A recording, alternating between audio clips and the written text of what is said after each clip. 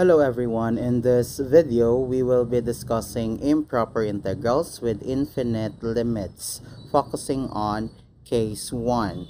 Now in defining a definite integral, for example, we have the integral of f of x dx, okay, from a to b. Okay, we are dealing with a function f of x defined on a finite interval, closed interval ab.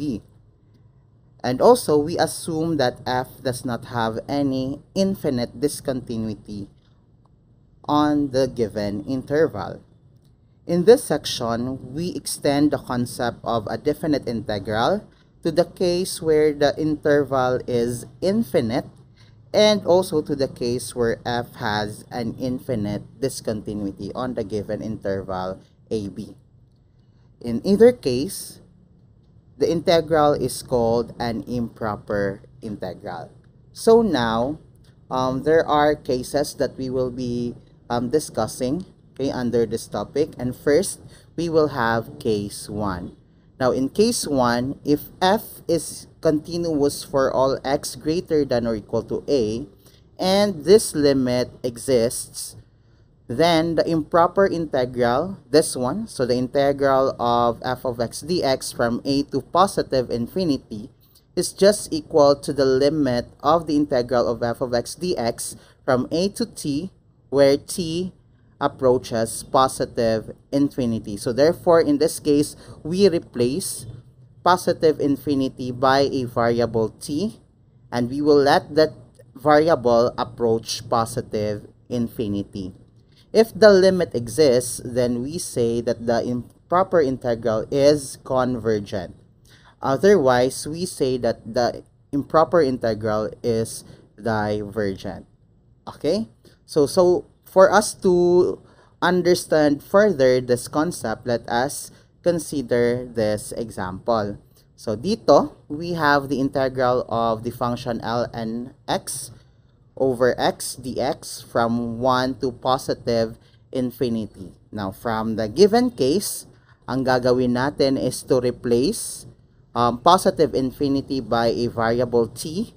So this will become the limit of the integral of ln x over x dx from 1 to t, where t approaches positive infinity. Okay, so from that, let's try to evaluate this definite integral. Okay, so ang gagawin natin, evaluate muna natin ito, then we take the limit of this integral as t approaches positive infinity. Okay, so therefore here, so we have the integral of ln x over x dx from 1 to t. Okay? So first, ln x over x dx, ang gagawin natin is integration by substitution or u substitution. So in this case, we let u be equal to ln x. Therefore, du is equal to 1 over x dx. Okay? So 1 over x dx is just this one. Okay? So we have 1 over x dx. And ln x is u. Therefore, this one here will be equal to u. Then dx over x is just du. Now, since we replaced our variable in terms of u na siya, therefore we need to change the bounds. So in this case, we have when x is equal to 1, so our lower bound will become u equal to ln 1, and ln 1 is just 0, so u is equal to 0. So the lower bound is just 0. And also for the upper bound, when x is equal to t, so u is equal to ln t. Okay? So therefore, we have ln t. Okay? So evaluating this integral, this will now be equal to, so the integral of u is just u squared over 2, okay, integrated from 0 to ln t. Okay, so from that, we now have, so that is 1/2 times, so nilabas ko lang yung coefficient na 1/2.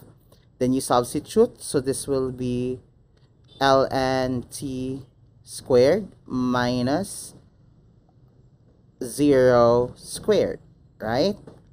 So from that, this is now equal to 1/2 ln of t squared.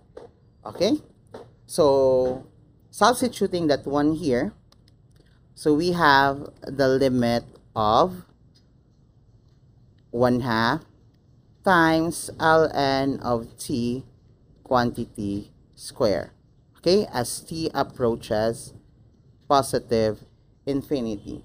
Now, if we will replace t by positive infinity here, so again, t approaches positive infinity, this value here will increase without bound. So as t, take note,